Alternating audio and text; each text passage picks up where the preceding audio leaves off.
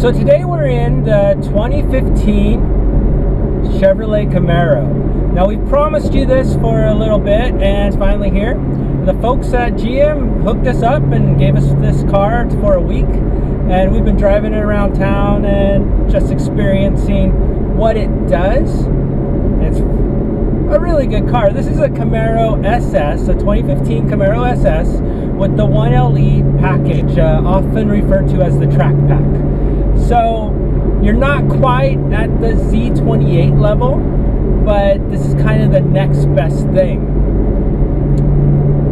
So what do you get with the 1LE package? Well, you're going to get this microfiber suede look, steering wheel with flat bottom. You get the Recaro seats that are very supportive, very nice, high bolsters on it, really hug you when you take a corner a little faster than you probably should. It's got a flat black hood. That's the first thing people will see on the outside that will say, oh, okay, that's a 1LE. The other thing is it's got a spoiler that's also black, and a front splitter. And the front splitter is also black and a little more aggressive than the standard car. So that's kind of the aesthetics of what you get. Mainly what you're getting are better suspension parts. So they've upgraded the suspension, they've upgraded the brakes. You get the nice Brembo brakes. You still get the same engine, so it's a 426 horsepower V8, just like you do in the regular SS, versus the 505 horsepower LS7 engine that's from Corvette if you get the Z28. So that is one thing that is better about the Z28. The Z28 is a little more focused of a machine. It's 100% you're ready for a track. Yes, you can drive it on the road, but it's really meant for a track. This is more of a in-between. I want to do an occasional track day, and this is kind of that. There aren't really any competitors to it in the muscle car market right now, because the nearest competitor really was the Boss 302 that Mustang had, but in the 2015s that hasn't come out yet, so there's not a modern Boss 302 for it to go up against. Now this is the last year for this 5th generation Camaro, so this is kind of their swan song, and I have to say they've done pretty well. Now first let's go over the things that aren't quite as good. So you get a lot of plasticky things. It presents really well. It doesn't look like plastic. I mean, it's got this nice like leather vinyl stuff in the interior, but if you start tapping on surfaces you realize, hey, that's plastic. But if you don't go out and reach for it, it doesn't give the feel of plastic, so it doesn't look cheap. It just is. They save money. That's how one way you're able to get as much performance as you get in this car for the price it is. It's $41,000 or roughly for this particular car with its options, and for that you can go 0 to 60 in about 4.4 seconds. Top speed's about 155, I believe, and it's a really quick car. It handles extremely well. The springs or the suspension is a little firm for most roads. Unless you're on a very smooth road, you do feel every single bump, but it's not terrible. These seats are supportive. They're a little on the firm side. On a long trip, it may not be the most comfortable, but on a everyday shorter trip, this is great.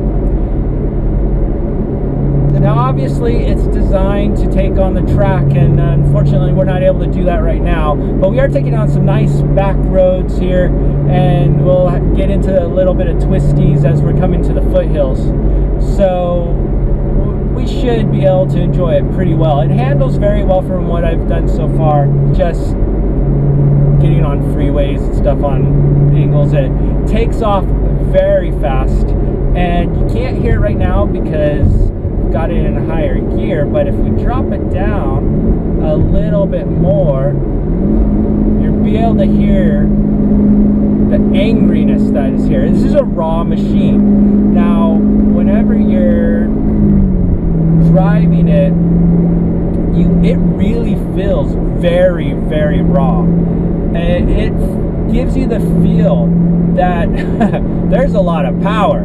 The sound is just rough until you get it up into the higher revs. Really, over 2,000 RPMs, you're going to hear it. And that anything under 2,000, it quiets down. It's a little more civilized.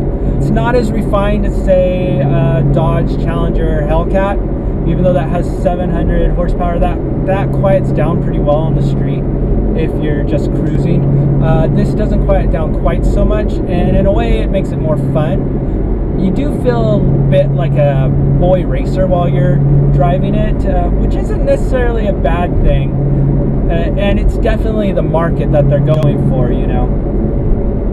So, like I was saying, the bad things about this car, you get a lot of plastic on the interior, and that's something that hopefully in the 6th generation, you know, look at the Corvette, how the interior's improved. I would imagine the 6th generation, the interior's going to improve a bit. I mean, it looks good, and everything you touch actually feels very good. So that's good. The other thing is you need to bring sunglasses with you when you drive this car, because the sun visors are very, very small, very short. And with such short sun visors, you really have to have some sunglasses if that sun gets a little lower, because otherwise it's not pretty. Something you have to remember to grab sunglasses whenever you drive. It's not that big a deal. The other thing about the car that not my favorite is the infotainment center. The buttons on the outside, if you push them, they're not actually buttons, they're not raised, so you barely have to touch it, and it's really easy to miss-touch. Again, in the 6th generation, hopefully Chevrolet will look at that and say, okay, hey, we can improve that. Just a little raising on that to make it feel more like a button, and that alone would really make a difference. Of course, the reason you're going to buy a Camaro like this is the power, and it's there. Yeah, you drop it down and it's going to get a little angry. Let's slow down here for this turn and get us down into a lower gear, and let's show you just what it can do.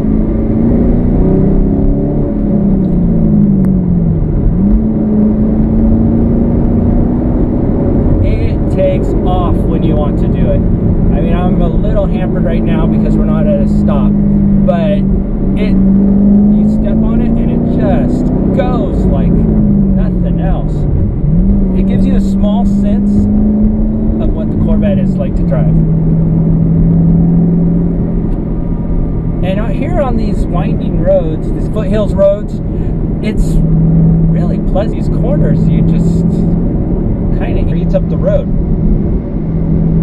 So how does it compare to, say, the Mustang GT? Because right now that's really the comparison, and Mustang or Ford is saying that is the car that is really the competitor to this. Well, it compares very well. I love the clutch in this a whole lot more. I am not a fan of the Mustang GT clutch. It's very light. This has some weight to it, and I like a little weight to it. And the 6-speed gearbox, you can get the special 6-speed that is special with the 1LE package, and with that you get special gear ratios and such. But the one thing that's weird for someone that's driven a 6-speed in another car is it's first, second, third, fourth, fifth. Reverse is what's odd, because it's all the way to the right and up, and a lot of people aren't going to be used to that. Boy, you step on it and everything's a lot more fun. So it handles very well on some twisty roads. It isn't twitchy. In fact, it's perfect on a twisty road. If you get this out of the city, on the city roads, when they're a little bumpy, sometimes it gets a little hard to enjoy. But on these kind of roads, this is where it really enjoys it. You can take these corners fairly quickly, and it has no problem. On a track, this is perfect for a track. You can drive it every day. You know, have it as your daily commuter. It's not really like it's got a back seat, but it is small. Traditional Camaro. It does have a decent amount of trunk space though, but the opening to get into the trunk is a little small, so it makes it hard to get things that are too big into there. So it's fairly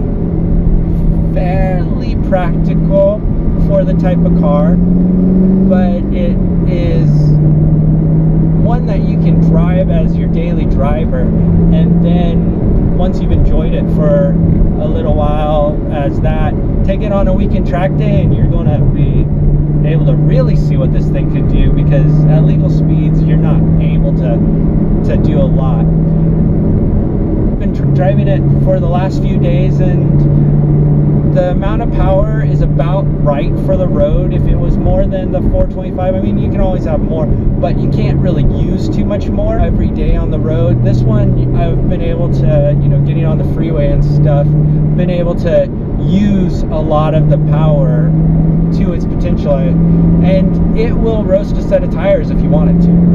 And if you get it going, you can easily break traction and from a standing stop, and it just moves. So would this be a better car than, say, the Challenger with the Scat Pack, or say the Mustang GT, because that's what Mustang has right now that would compete with it, because GT350 is going to compete more with the Z28. With that, I would honestly go for this, unless you want the Challenger for more practicality. It has more practicality with the bigger trunk, a bigger back seat. If you like the styling, this styling is very aggressive, and I do like it, but I kind of like the Challenger, the way that it looks more like the classic car. I like that a little better myself. Now, I personally don't really have a horse in the game as far as Ford, Chevy, or Dodge. My daily driver is a Porsche. I tend to be a European car guy most of the time, or for the most part. And I think that all three of them have done a really good job in these cars. But having driven this one and having experienced it for a week, this might be my favorite. Folks over at GM, if you're watching and you want to just leave it at my house for good, you're welcome to. This car is a lot of fun, and really that's what it's about, right? $41,000 isn't a lot in today's money for a car, and you get a lot of performance for the money, and it's just a fun machine to drive. Yes, gas mileage isn't going to be that great, although combined I believe it is 20 or 24 miles per gallon if you drive it by putting it up in higher gears. So yeah, this is an incredible machine. If you're in the market and you don't care necessarily whether it's a Mustang, Chevy, or Dodge, I have to say that this is a perfect swan song. The 5th generation is really good. I mean, to the point where Chevy is going to have a hard time beating this with the next generation Camaro. So good luck, Chevy, on that. Hopefully that's means they'll make an even better car. I mean, they just teased that in a video that came out the other day. The new styling, we'll see if it's even angry or a little more aggressive, because this has a bit of an angry feel to it. I love these seats. I want these seats in my car. This is quite a car. Chevy's outdone themselves. I know they've taken a lot of bad press for the ignition problem that they've done, but in their performance cars, they seem to really be going the right direction and competing very well with European machines, which is not often the case for American car companies. So, you know, this is just quite a machine. And the only thing I have to say is, if you get it, prepare to buy more tires, because the smoke in them is going to be hard to keep from doing.